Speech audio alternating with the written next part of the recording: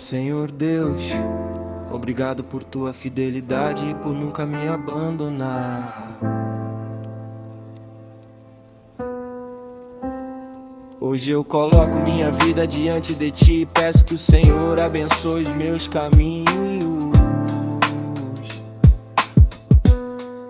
Derrama tua graça sobre minha casa, renova minhas forças e me protege de todo mal.